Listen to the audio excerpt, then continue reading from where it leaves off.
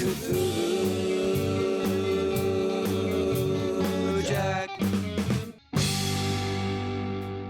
In honor of the unforgettable Tony Todd, Be my victim. I wanted to revisit one of the better remakes that, in my opinion, has aged like a fine Lafroig scotch. God damn you! God damn all of you! I'm talking about Night of the Living Dead from 1990. Those smoky and earthy dewdrops hitting your taste buds is the closest comparison to the film texture as it flickers by. Why remake an already classic film? It came down to the film distributors who didn't put the required copyright notice on the theatrical prints. Because of this, Night fell into public domain, so George Romero and company never saw a dime back, hence why they decided 22 years later to forge ahead with this one. I was just psyched to have another zombie film from George and Tom. They were the whole reason I chose to go to school in Pittsburgh and pursue makeup effects at the time. I was actually working on another picture while this one was being shot, so I was unable to get out to set, which was a bummer, though I had a few friends that worked on the picture. We open on a full moon with one of my own personal favorite musical score openers by composer Paul McCullough, walking you right into this American Gothic zombie tale. They're horny, Barbara. They've been dead a long time. Barbara and her needling brother Johnny, played by Bill Moseley, are great together. There's no escape. No, Mother! Patricia Tallman, who plays Barbara, has really grown on me over the years. She has a myriad of subtleties that rise up at the perfect moments. Whatever I lost a long time ago, and I do not plan on losing anything else. Johnny's taunting is short-lived when he wrestles the first zombie they encounter, taking a digger off a gravestone. Sending Barbara into a tizzy, she escapes back to the Mercedes, which was originally owned by Tom Savini. Fleeing from the split rig, she slips and slides her way to a lonely farmhouse, bumping into Uncle Reg and family. With sanity increasingly hard to come by, I've always had a fondness for both the Romero and O'Bannon zombies.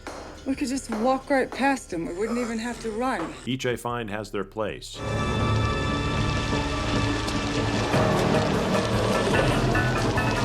One of the things that completely escaped me was that some were intelligent enough to use a brick, or this later scene where they were both actually interacting with one another. I like how it isn't all of them either, just sprinkled in enough to be unnerving. Barbara's day has a shining moment when Ben arrives, played by Tony Todd.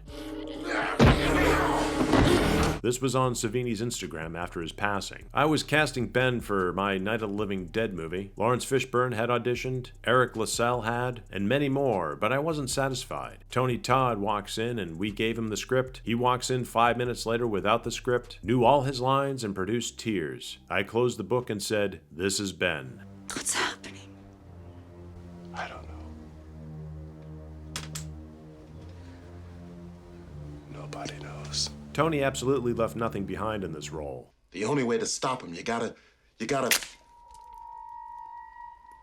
in the head. Trying to bring Barbara back to reality while also deciphering the current abstract situation they're all in. We're then introduced to Tom and... I'm not deciding for you or anybody else, Cooper. I'm thinking about my own ass. Now, you want to go down in that cellar? Go! Much like the original, these two opposing forces are a joy to watch. 5 miles on freaking fumes. Yeah, what if we don't make it? You willing to take that chance?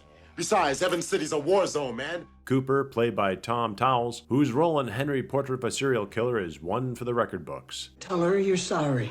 Okay, I'm sorry. Has intentions on keeping his family safe, with arrogance and cowardice as his weapons. They're gonna come begging for us to let him in down here before this is all over. And what will you do then, Harry? With his wife, Helen. Do what he says. We're gonna try to get into town. At least I am. If I can find any help, I'll be back. And daughter Sarah, who's bitten with time not on her side. The group is rounded up by Judy Rose. This is Tommy's house! Here's you all playing rooster with it! As they all try to secure their surroundings while the infighting builds. I wasn't taking it downstairs! You can't get any reception in the basement, dickhead! While hunting for that gas key, they think they scored and run a suicide mission. Tommy, here he comes! What should I do? I don't want to leave you here! Go down there and get him, Judy Rose! Tom panics when the keys aren't working. What the hell are you doing? Ben all alone and wrestling his way back to the farmhouse, Barbara comes full circle from her previous panicked self to survive, while Helen becomes a midnight snack for Sarah. Ben finally makes it back in one piece, with he and Cooper having a final showdown when a turned Sarah emerges and Pop is too distraught to put her down. Shoot it, Cooper. No. Both wounded, one heads for the attic, one heads for the basement, and Babs is out the door. Go on, get out of here. Go! I'll bring help if I can.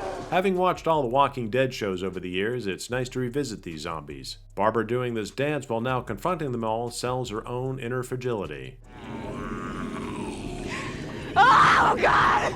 Nearly getting shot, she stumbles into a militia while also discovering Johnny's corpse.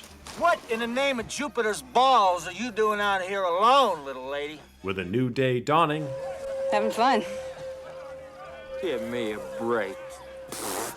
she finds her way back to the old farmhouse. I won't spoil the rest. It was fun going down memory lane, revisiting this companion to the original. Hearing that one line forever burned in this youngling's mind still sends chills every time. They're coming to get you, Barbara. They're coming to get you, Barbara. Until next time. This is hell on earth. Thank you to our YouTube members and everyone out there for your continued support. And Hail Cthulhu!